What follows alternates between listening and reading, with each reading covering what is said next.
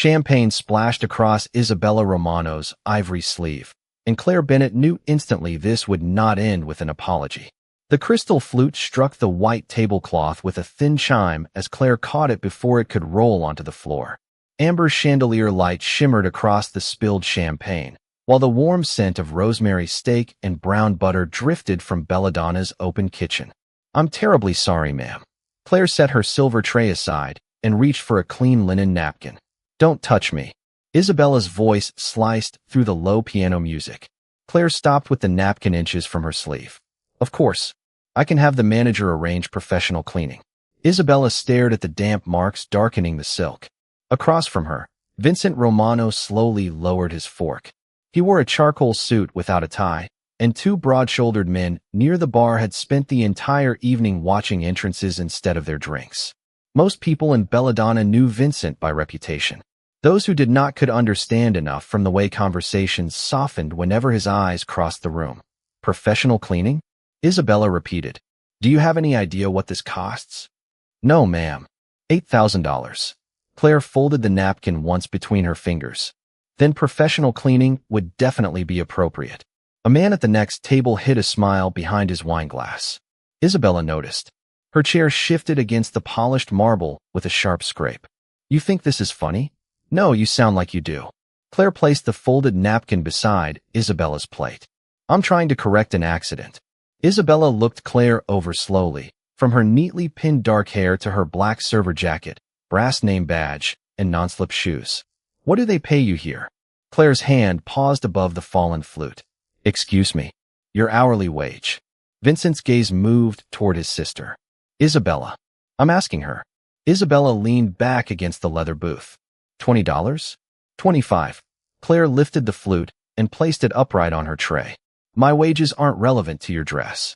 They're relevant when you damage. Something worth more than you make in months." The ice machine cracked behind the bar. From the kitchen came the hiss of meat touching a hot skillet, followed by the sharp smell of garlic. Claire drew one measured breath. "Belladonna has procedures for accidents involving guests' property. I'll follow them." "Procedures?" Isabella gave a dry laugh. "That's convenient." Vincent set his fork down. Silver touched porcelain with a quiet click. She apologized. Isabella turned toward him. "I wasn't asking you." Something shifted around the table. One of Vincent's men looked away. Claire reached for the champagne bottle. "Would you like me to replace your drink?" Isabella covered her glass with 2 fingers. "No." Claire returned the bottle to the ice bucket. "Anything else?" Isabella's eyes narrowed. "Look at me when I'm talking to you." Claire did. The piano continued beneath the murmur of distant tables, but the space around them had gone unnaturally quiet. "You people always do this," Isabella said. "You make a mistake, say sorry, then expect someone else to absorb the cost." Claire's thumb pressed against the cool edge of her tray. "What people?" Isabella gestured toward her uniform. "People who carry plates for a living and act offended when someone reminds them where they stand." Vincent's expression changed almost imperceptibly. Claire saw it. She also saw the manager 20 feet away pretending to inspect the reservation tablet instead of approaching. "I know exactly where I stand," Claire said. Isabella smiled. "Do you?" "Yes. Beside your table, trying to resolve an accidental spill." The man at the neighboring table lowered his wine glass. Isabella's smile vanished. "That attitude is going to cost you." Claire straightened the napkin beside Isabella's plate until its edge aligned perfectly with the knife. "The champagne was my responsibility. My dignity isn't part of the bill." Vincent's eyes settled fully on her now. Isabella pushed her chair back and rose, her heels striking the marble. "Manager." The room quieted another degree. The manager approached quickly. "Ms. Romano?" Isabella pointed at Claire without looking away from her. "Your waitress apparently needs a lesson in customer service." Claire remained beside the table, tray balanced against one palm. Isabella's fingers slowly moved downward toward the polished marble at her feet. "And I know exactly where she can start." Isabella's fingers stopped above the marble beside her heel. "Kneel." Claire did not move. The piano's soft notes floated beneath the amber chandeliers, while ice cracked inside the champagne bucket and the smell of seared steak drifted from the kitchen. The manager shifted beside Claire. "Ms. Romano, perhaps we can handle this privately." "There's nothing private about an $8,000 dress." Isabella lifted one polished shoe slightly. A few champagne drops glistened across the black leather. She spilled it here too. Claire looked at the shoe, then at the folded linen napkin in her hand. I'll have it cleaned. No, Isabella pointed again. You'll clean it. Now. Claire placed the napkin on the edge of the table. I'm not kneeling. A water glass clicked against a saucer at the next table. Vincent Romano remained seated, but his attention had shifted entirely from dinner to Claire. You're refusing a customer? Isabella asked. I'm refusing humiliation. You're a waitress. Yes. Claire reached for the fallen champagne flute and secured it on her tray. That doesn't change the answer. Isabella stepped closer, bringing the sharp floral scent of her perfume into the warm air between them. Do you understand whose table you're standing beside? Claire glanced at Vincent. Two men near the bar watched without moving, their dark jackets open, their expressions unreadable. I understand perfectly. Then maybe you don't understand what one phone call can do to your job. Claire's fingers tightened once around the tray before relaxing. If I broke restaurant policy, the manager can deal with me. Isabella looked at the manager. Tell her to kneel. His face tightened. Ms. Romano, tell her. Vincent finally spoke. Isabella. She turned. What? You've made your point. No, Vincent. She has. Isabella gestured toward Claire. She thinks she can insult me because you're sitting there saying nothing. Claire lifted her chin. I haven't insulted you once. You refused me. Those aren't the same thing. Vincent's eyes narrowed slightly, not at Claire, but at his sister. Isabella laughed and turned toward the neighboring tables. Listen to her. 3 minutes ago, she dumped champagne on me, and now she's giving lessons about respect. Claire picked up the clean napkin again. She placed it beside Isabella's stained shoe without bending her knees. I apologized for the champagne. I offered cleaning. I offered to follow Belladonna's damage policy. I'll do all three. She straightened.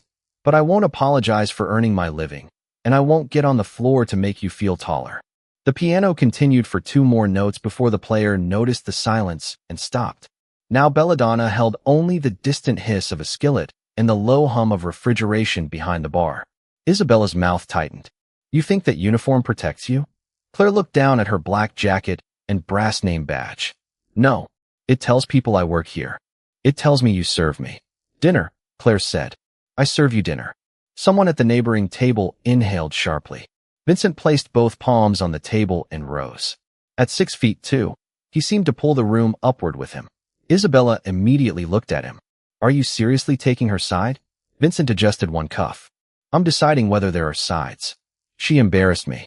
She said no. In front of everyone. Claire lifted her tray. You brought everyone into this when you pointed at the floor. Isabella's eyes flashed. She snatched her phone from the table. Fine. Let's stop pretending this is complicated. Her thumb moved across the screen. I'll have her fired. The manager stepped forward. Ms. Romano, please, stay out of it. Claire untied her black apron. The coarse fabric slid through her fingers with a dry whisper. She folded it once and placed it on the service stand. Then she unclipped the brass name badge from her chest and held it in her palm.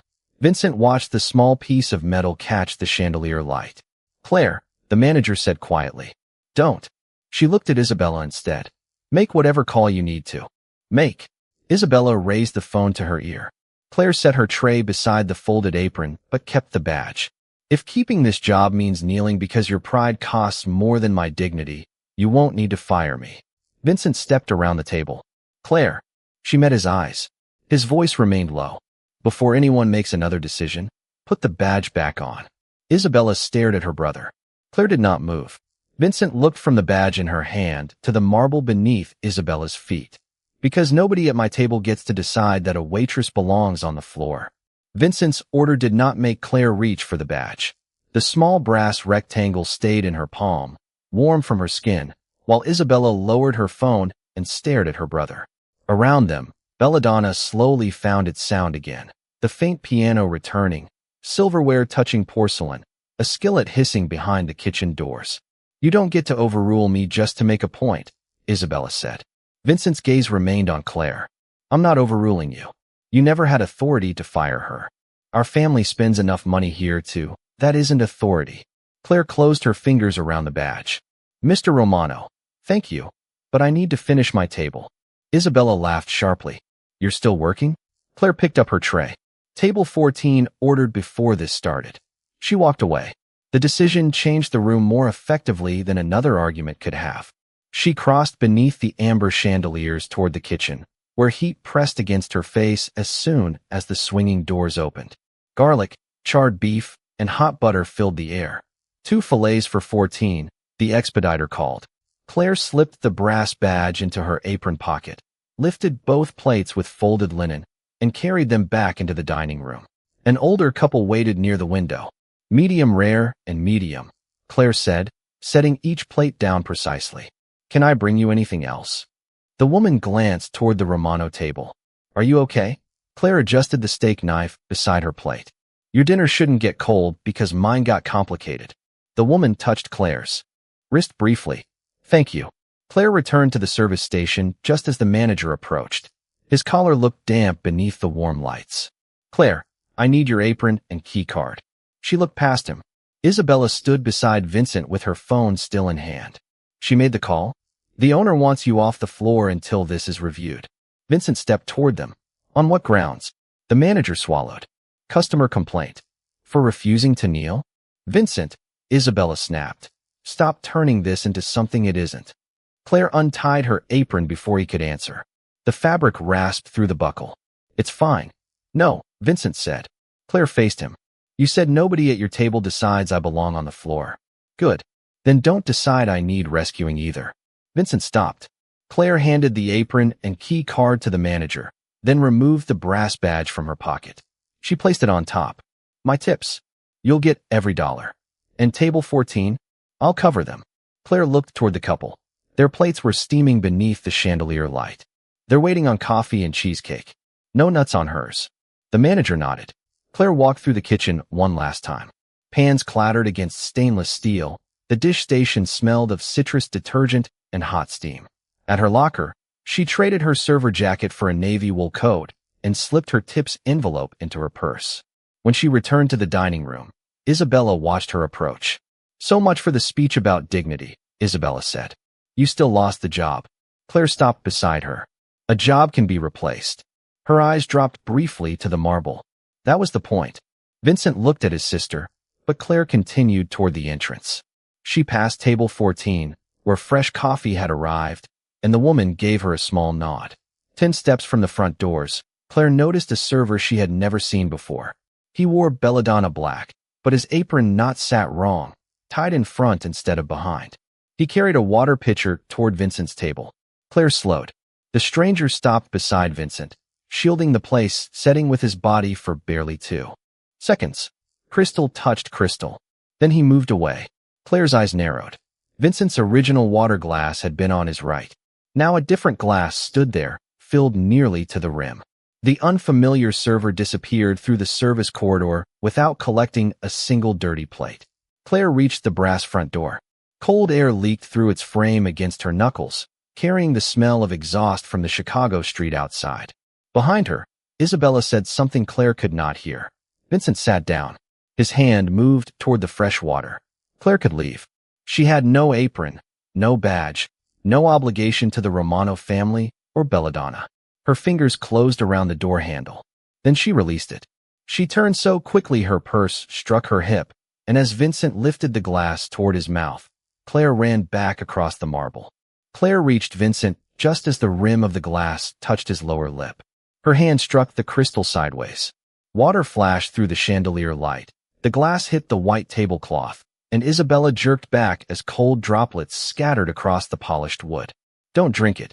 One of Vincent's men crossed the room before the glass stopped rolling. His hand caught Claire's wrist while the second moved between Vincent and the dining room. Chairs scraped marble. The piano died mid-note. Let go of me, Claire said. Marco. Vincent's voice stayed low. The man released her immediately. Claire rubbed the red mark around her wrist and pointed toward the service corridor. A man dressed like one of Belladonna's servers switched your glass. Isabella stared at the soaked tablecloth. Have you completely lost your mind? He wasn't staff. And you know every employee now? Claire turned toward the manager. Do your servers tie their aprons in front? His eyes narrowed. No, he did. He also came from the service corridor carrying only a water pitcher. He switched the glass. Left without clearing anything, and disappeared through the same corridor. Vincent looked at Marco. Secure the exits. Quietly, Marco touched 2 fingers to his earpiece and moved. Isabella stood, ivory silk catching warm gold light. Beneath the chandelier. This is absurd. She gets fired, walks 10 feet away, then suddenly sees an assassin disguised as a waiter. I said someone switched his drink. Claire's breathing had slowed, but her hand remained clenched beside her coat. I don't know why. Convenient distinction. Vincent lifted one palm toward his sister without looking at her. Enough. He turned to Claire. Show me exactly what you saw. Claire approached the table. The smell of rosemary and steak still hung in the air, but now it mixed with spilled mineral water and the sharp citrus cleaner a busser had brought before being waved away. Claire pointed to Vincent's right side. Your original glass was here. Half full. Lemon slice against the rim. She indicated the overturned glass. That one was nearly full. No lemon. The manager leaned closer. His face changed. She's right. Isabella folded her arms. That proves somebody replaced water. It proves she noticed, Vincent said. Claire looked toward the corridor. The man shielded the table with his body when he switched it. 2 seconds, maybe less. Vincent's second guard returned. We found a black server jacket and apron near the rear stairwell. Nobody on staff recognizes the man from the camera image. Isabella's fingers stopped against her bracelet. Vincent looked at the overturned glass. Nobody touches it. The guard slid on disposable gloves from a security pouch and carefully placed the glass inside a clear evidence bag. The plastic crackled loudly in the silent restaurant. Claire stepped away. You know now? I'm leaving. Vincent looked up. You ran back here after my sister had you removed from your job. Claire picked up her purse from where it had slipped against a chair. That doesn't change what I saw. It should have changed whether you cared. Maybe for you. She pulled her navy coat closed. Not for me. Isabella gave a disbelieving laugh. Please. You expect everyone to believe you saved him out of pure goodness. Claire's eyes settled on her. I expect nothing from you. Marco returned from the corridor and leaned toward Vincent. His words were barely audible, but Vincent's jaw tightened. Say it so she can.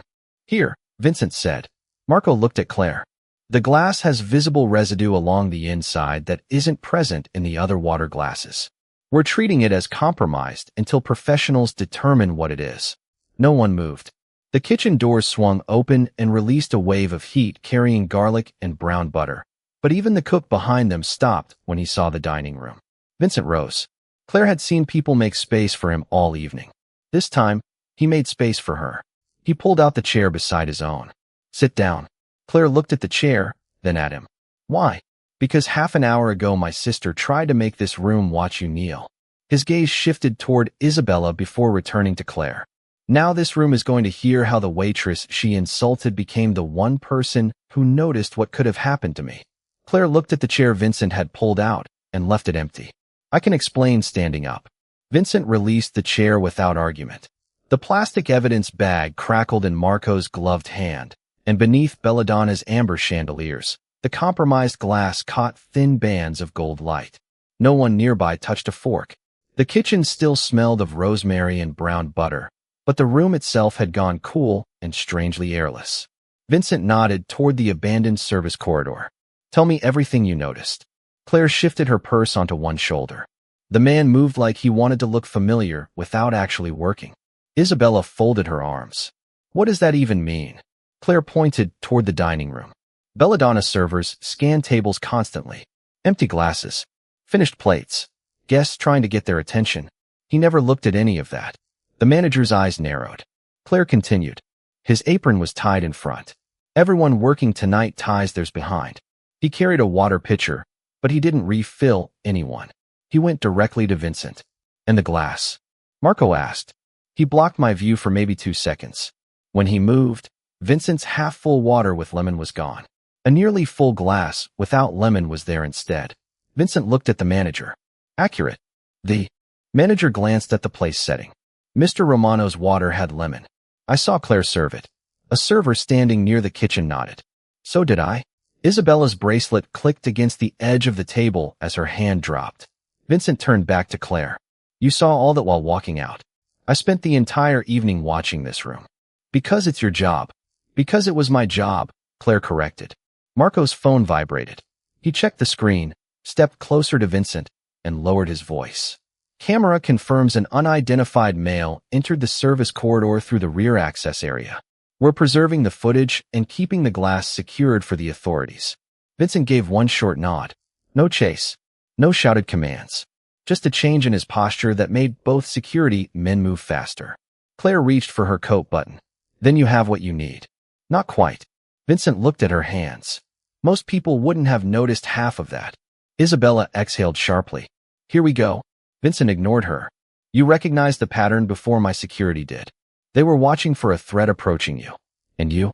Claire looked toward the empty glasses placed on the table. I was watching what changed. Vincent took a sealed bottle from Marco, cracked the cap himself, and poured fresh water into a clean glass. The snap of breaking plastic sounded unnaturally loud. Why? Claire's fingers paused at her coat. People usually tell you something is wrong before they say a word. Isabella rolled her eyes. She's a waitress, Vincent, not some intelligence officer. Claire turned toward her. Exactly. Isabella frowned. Claire stepped toward the service station and picked up a clean water pitcher. Table 11's man on the aisle keeps rubbing his thumb against his wedding ring whenever his date checks her phone. Table 6 asked for the check 12 minutes ago, and they're looking toward the entrance every 30 seconds because they're late. The woman at 14 drinks decaf and has a nut allergy.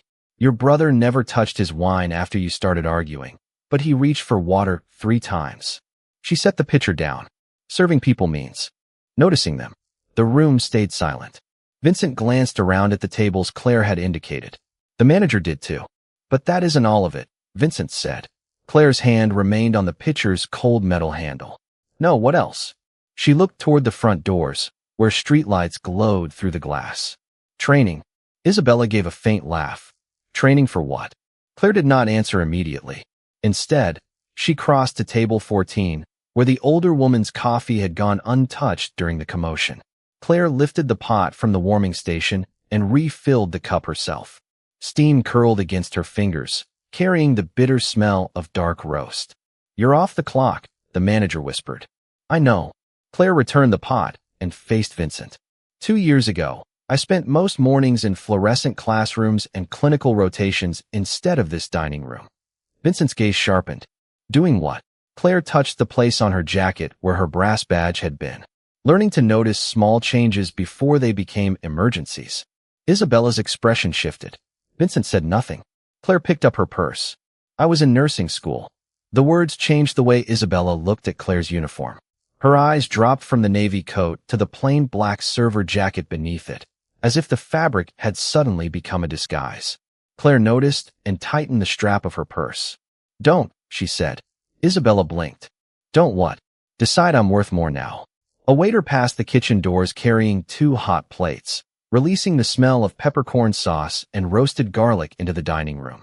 Somewhere behind the bar, ice cracked inside a metal scoop. Vincent remained beside the table, his fresh water untouched. Why did you leave nursing school? He asked. Claire ran her thumb along the worn leather edge of her purse. My mother needed treatment. Her insurance didn't cover enough. Tuition was due the same month our rent went up. She looked toward the brass host stand. Something had to wait.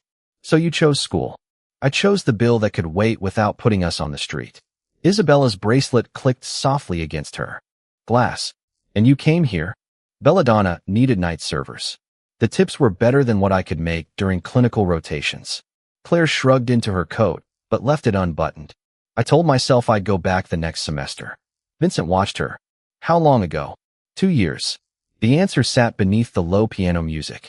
Claire reached toward the service station, took the abandoned cleaning cloth, and wiped the water she had knocked across Vincent's table. The linen dragged cool moisture beneath her palm. You don't work here anymore, the manager said quietly. I made the mess. She dried the polished wood, folded the cloth, and returned it. Isabella stared at her. You stopped your career to take care of your mother? Claire's hand froze above the table. There. That. What? That voice. Claire faced her. 5 minutes ago, I was a waitress who didn't know her place. Now you know I studied nursing and helped my mother. So suddenly I'm respectable. Isabella's lips parted. I didn't say that. You didn't have to. Claire touched the black fabric at her waist. This uniform didn't make me less intelligent before you knew about school, and nursing school doesn't make me more human now. Vincent's eyes shifted toward his sister. Claire continued before he could speak. Suppose I never went to college. Suppose I wanted to carry plates for the next 30 years. Would ordering me to kneel have been acceptable then? Isabella looked toward the marble beside her chair.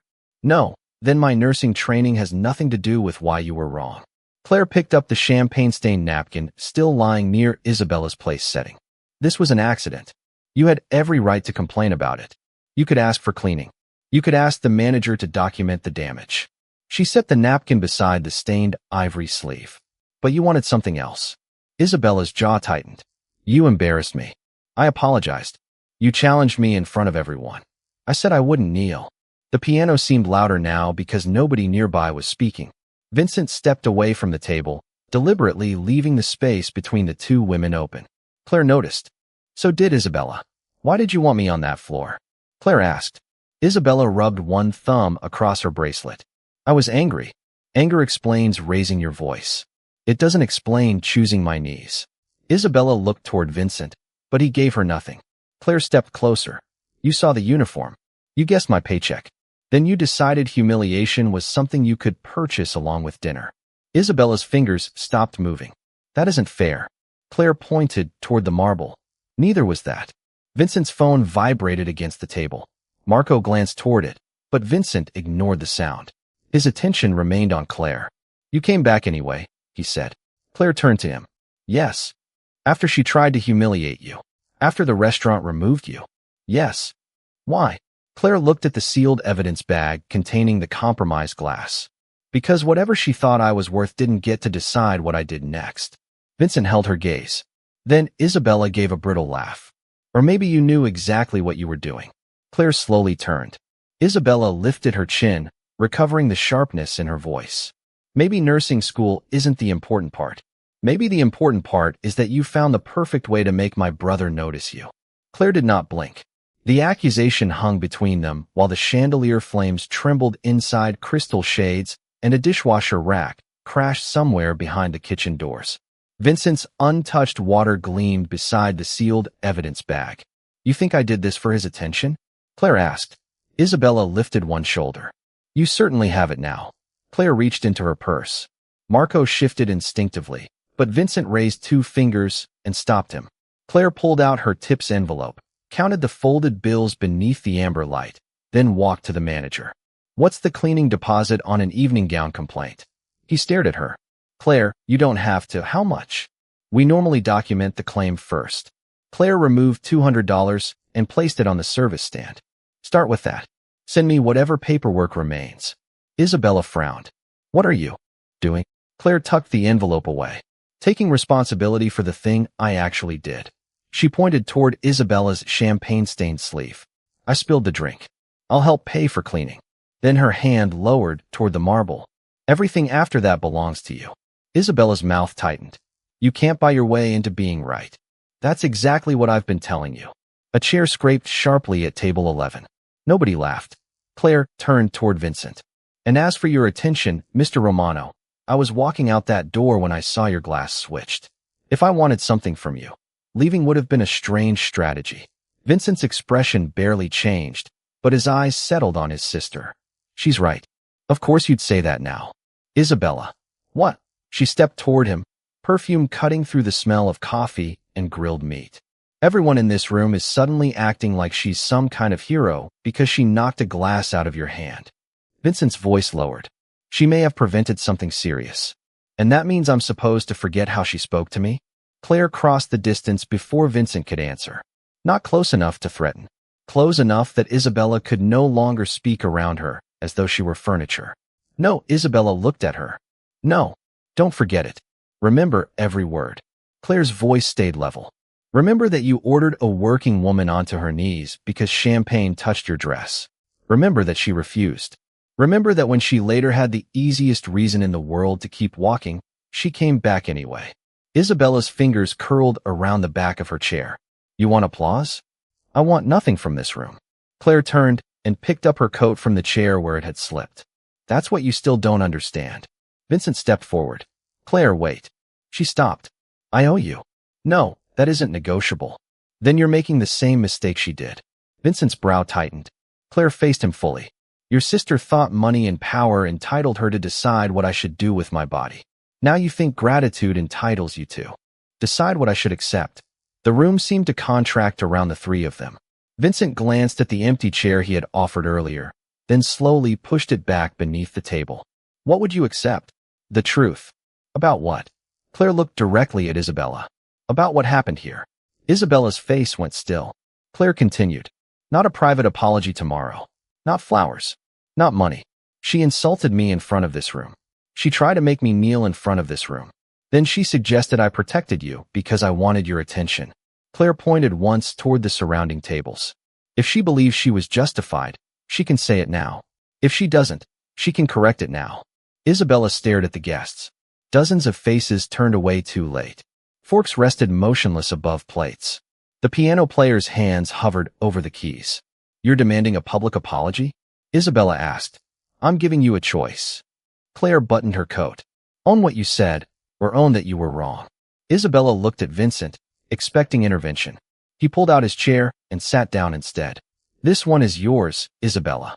The last trace of color drained from her face as Claire stood beneath the chandeliers. No apron, no job, and no powerful name behind her. For the first time that evening, Isabella Romano was the one with nowhere to hide.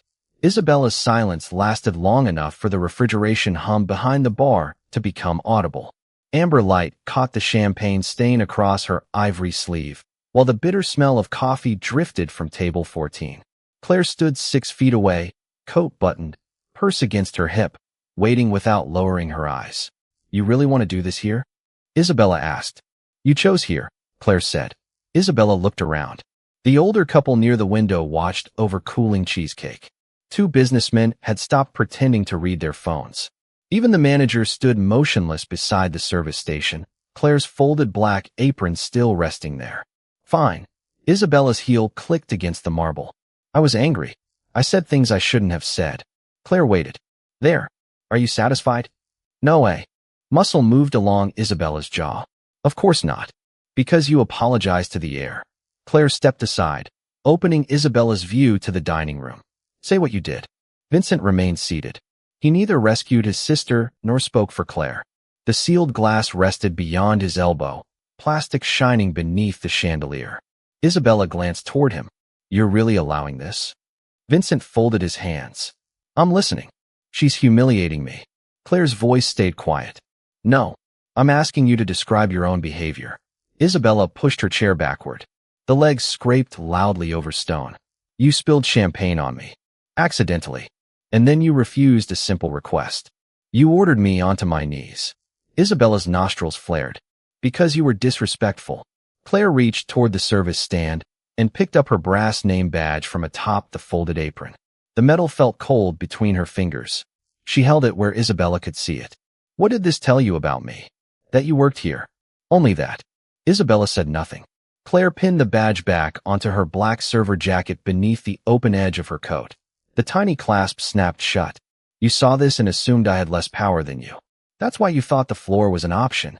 Isabella looked at the badge, then at the marble where she had pointed earlier. You don't know what I assumed.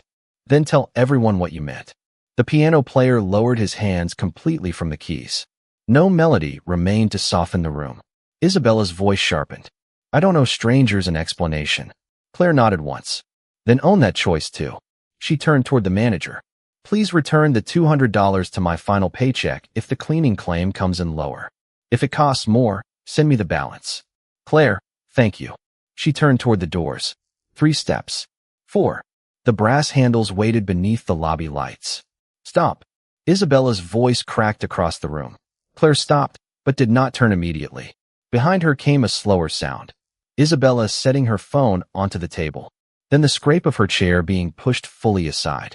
Claire faced her.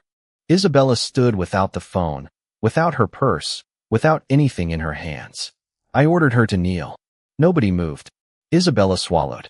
She spilled champagne on my dress, apologized, and offered to pay for cleaning. I still ordered her to kneel because I thought I could. Her bracelet trembled faintly against her wrist. Because she was serving my table, and because I knew who my brother was, I thought refusing me was disrespect. Claire watched her. Isabella looked directly at the neighboring tables now. It wasn't. The manager lowered his eyes. Isabella continued. Then she was removed from the floor because I complained. She could have walked away. Her gaze shifted toward the sealed glass. She didn't. She came back and stopped Vincent from drinking something that had been switched while none of us noticed. Vincent's face remained still, but his fingers slowly unfolded on the table. Isabella looked at Claire. And afterward I accused her of doing it for my brother's attention because admitting what she had done meant admitting how wrong I had been about her. The room had become so quiet Claire could hear the faint tick of cooling silverware against porcelain. Isabella took one step forward.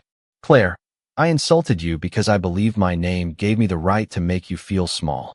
She looked down at the marble, then back up. It didn't. Claire's hand loosened around her purse strap. Isabella drew a breath. I'm sorry. No one applauded. Claire had not asked them to. She simply walked back to the Romano table, removed the $200 from the service stand, and placed it beside Isabella's stained sleeve. This still covers my mistake. Isabella stared at the money. Claire touched the brass badge on her chest. Your apology covers yours. Then Vincent rose, but before he could speak, Isabella turned to the manager. Claire was removed because of me. Reverse the complaint. The manager nodded immediately. Isabella looked at Claire. And if you want your shift back, that decision belongs to you. Claire's eyes moved from Isabella to the folded apron, then across the silent dining room. Slowly, she reached for it. Claire lifted the folded apron from the service stand, but she did not tie it around her waist. The coarse black fabric rested across her palms while the restaurant waited beneath warm chandelier light, surrounded by the faint smell of coffee, steak, and spilled champagne. I'll finish the shift, she said. The manager exhaled. Isabella's shoulders lowered slightly. Claire looked at her. Not because you gave the job back. She unfolded the apron. Because I decide when I leave. Isabella nodded. Understood. Claire tied the apron behind her waist. The knot landed exactly where every belladonna server wore it. Then she crossed to table 14. Coffee still warm enough. The older woman smiled. Barely. Claire replaced it without another word. Fresh coffee streamed into porcelain, releasing dark roasted steam into the cooling room. That simple act seemed to give belladonna permission to move again. Forks touched plates. Chairs shifted.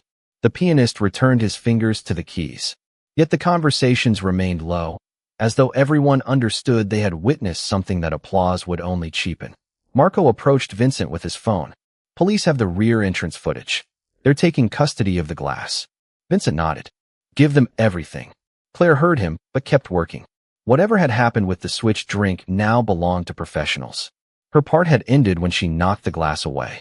Isabella's had not. When Claire returned with a fresh linen napkin, Isabella stood. May I ask you something? Claire placed the napkin beside her. You can ask. Isabella touched the champagne stain on her sleeve. When you came back, did you hesitate? Claire looked toward the brass front doors. For 1 second, Isabella's eyes dropped. After what I did, I wouldn't blame you if you'd kept walking. I know, but you didn't. Claire adjusted the silverware beside Isabella's plate.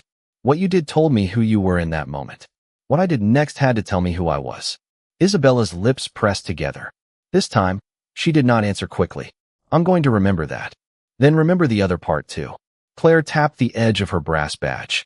You shouldn't need someone to save your brother before you decide she deserves respect. Isabella looked at the badge for several seconds. I won't. Vincent stood as Claire turned away. 1 minute.